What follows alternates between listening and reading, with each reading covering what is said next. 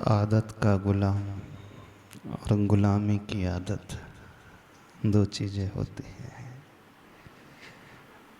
जब व्यक्ति अपनी हैबिट्स का गुलाम हो जाता है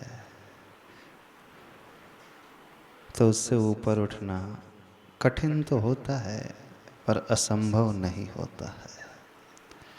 यदि व्यक्ति अंदर से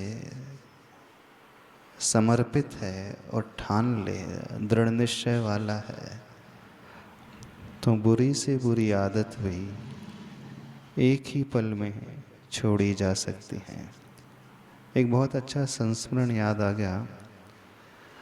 आचार्य भगवान के पास एक व्यक्ति आया और आचार्य भगवान से निवेदन करने लगा कि आचार्य श्री, मुझे एक बहुत बुरी आदत लगी है सिगरेट पीने की।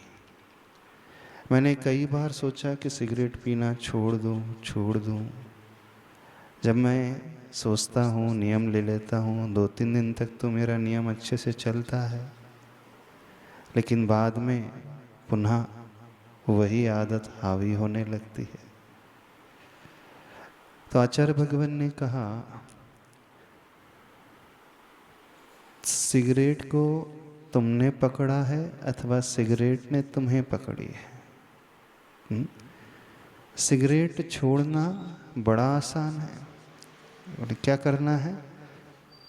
बोले अपनी दोनों उंगलियों को सिर्फ ऐसा ही तो करना है। आपने अपनी दोनों उंगली को ऐसा किया तो वो सिगरेट तुरंत नीचे आ जाएगी। हमने ये मान लिया है कि उसने हमें पकड़ लिया है, पर हमने स्वयं उस आदत को गहराई से जकड़ लिया है। तो होना क्या चाहिए? सबसे पहली बात, अंदर का वह समर्पण का भाव। जब हम नियम एकांत में ले लेते हैं अपने आप को बदलने का अथवा प्रभु के सामने ले लेते हैं, तो कई बार हम ही अपने नियम को तोड़ देते हैं। लेकिन यदि नियम गुरु की साक्षी पूर्वक लिया जाए, संकल्प पूर्वक लिया जाए, तो उसमें टूटने की संभावना कम रहती है। ऐसा नहीं है कि उसमें भी टूटता नहीं है, हो सकता उसमें भी नियम टूट जाता हो। यदि नियम लेने के पश्चात, ठानने के पश्चात भी कुछ दिनों के बाद वही बातें याद आने लगे जो हम पहले करते आए हैं, तो क्या करना चाहिए? एक सेल्फ पनिशमेंट की विधि होती है। स्वयं को हम पनिश करना सीखें, स्वयं को हम अंदर से सजा देना सीखें। और वह पनिशमेंट छोटी ना हो करके बड़ी पनिशमेंट हो, तो कदाचित हम अपने उस दृढ़ निश्चय को बहुत अच्छे से इम्प्लीमेंट कर सकते हैं। तो वो कठोर सेल्फ पनिशमेंट क्या हो? जो हमारा दूसरा सबसे प्रिय विषय हो, हम उसे छोड़ देंगे। तो आप गैस के बिना नहीं जी सकते, नमक के बिना नहीं जी सकते, तो नियम ले लेना, यदि मैंने गलती की तो उस दिन अथवा 3 दिन तक लगातार नमक नहीं खाऊंगा। फिर भी कई लोग नमक भी छोड़ने को तैयार हो जाते हैं, लेकिन अपनी गलती को छोड़ने को तैयार नहीं होते हैं।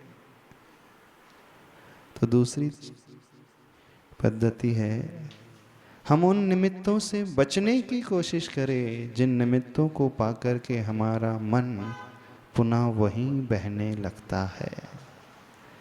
और विशेष रूप में से जब व्यक्ति एकांत में होता है तो उसे वही बातें याद आने लगती है, अथवा उसके हाथ में मोबाइल होता है और वो अकेला होता है तो मन उसी ओर बहने लगता है।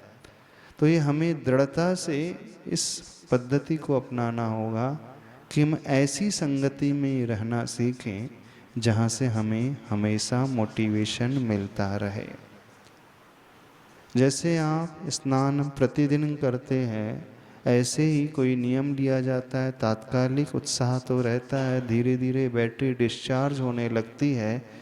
तो पुनः मोटिवेट होने के लिए ऐसी संगति में रहें, ऐसे साहित्य को पढ़ने की कोशिश करें, ऐसे गुरु की सन्निधि में रहें और अपने आप को सेल्फ पनिशमेंट देने की कोशिश करें। अगली बात, यदि हम पुनः पुनः वो गलती कर रहे हैं तो उसके आफ्टर इफ़ेक्ट्स क्या होते हैं यह भी सोचने की कोशिश करें। अर्थात हम अपने नियम को तोड़ रहे हैं तो इसका दुष्परिणाम क्या होगा।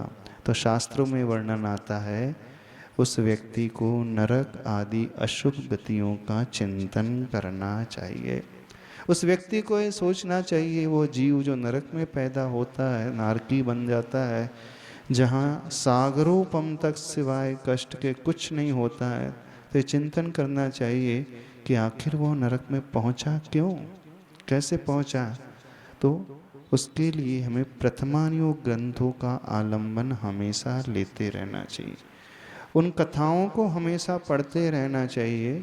कभी भी ओवर कॉन्फिडेंस में ना आए। यदि हम अति आत्मविश्वास से भरते चले जाते हैं तो भी फिसल जाते हैं। तो अपने आप को अति आत्मविश्वास से बचाने की कोशिश करें और ऐसी कथाओं से अपने आप को जोड़ने की कोशिश करें कि उन लोगों ने अपने आप को कैसे संभाला जिन्हें हमसे भी अधिक प्रतिकूल निमित्त मिले थे। शास्त्रों में ऐसी बहुत कथाएं आती हैं जिसने जीवन भर व्यसनों का सेवन किया, गलत कार्य किया, लेकिन जब गुरु का निमित्त मिला तो उसने जो नियम ग्रहण करा, प्राण उसके चले गए लेकिन नियम को नहीं तोड़ा। चिलाती पुत्र की कथा आती है, चारु दत्त की कथा आती है, अंजन चोर की कथा आती है। ऐसे ऐसे जीव जिन्हें बचपन से जो लत लगी थी, उन्होंने भी उस लत को छोड़ दिया। इसका अर्थ है कि आदत हमेशा हम पर हावी होती ही है, ऐसा कोई नियामक नहीं है।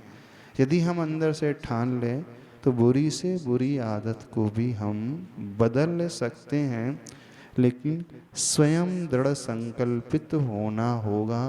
ये हमें ही कार्य करना होगा, हमारे बदले में कोई अन्य कार्य नहीं कर सकता है। अन्य लोग हमें प्रेरणा दे सकते हैं, संगति, साहित्य, ये हमें थोड़ा सा रास्ता दिखा सकते हैं, लेकिन अंततो गत्वा करना तो हमें ही होगा। ये हम ठानना सीखें तो हम बच पाएंगे। और एक बात बताना चाहते हैं, जो गलती हम करते हैं अपने बड़ों से शेयर करना सीखो। जिनके साथ आप रह रहे हो तो अपने बड़ों से जब शेयर करने लगते हैं तो हम अपने आप को बचाने की कोशिश करने लगते हैं। ये कुछ उपाय हैं, इस प्रकार से व्यक्ति कर सकता है।